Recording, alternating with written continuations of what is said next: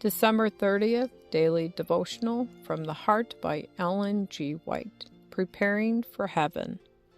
So they set a fair mitre upon his head, and clothed him with garments. Zechariah chapter 3, verse 5. As we approach the perils of the last days, the temptations of the enemy become stronger and more determined. Satan has come down in great power, knowing that his time is short, and he is working with all deceivableness of unrighteousness in them that perish. 2 Thessalonians chapter 2, verse 10. The warning comes to us through God's word that if it were possible, he would deceive the very elect. Wonderful events are soon to open before the world. The end of all things is at hand. The time of trouble is about to come upon the people of God.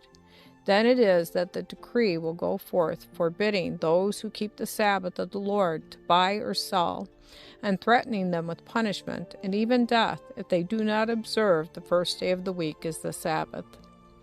In the time of trouble, Satan stirs up the wicked, and they encircle the people of God to destroy them. But he does not know that pardon has been written opposite their names in the books of heaven. He does not know that the command has been given. Take away the filthy garments from them, clothe them with the change of raiment, and set a fair mitre upon their heads.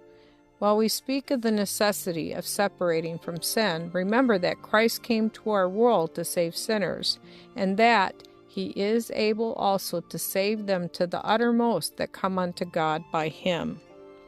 Hebrews chapter 7, verse 25.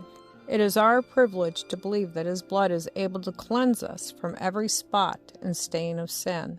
We must not limit the power of the Holy One of Israel. He wants us to come to him just as we are, sinful and polluted. His blood is efficacious. I entreat you not to grieve his spirit by continuing in sin.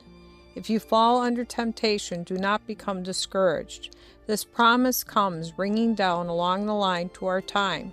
If any man sin, we have an advocate with the Father, Jesus Christ the righteous. 1 John chapter 2, verse 1.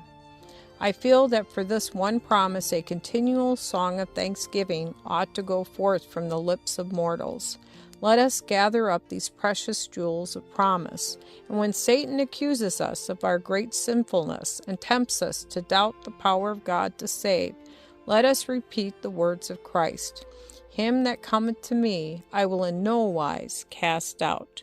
John chapter 6, verse 37.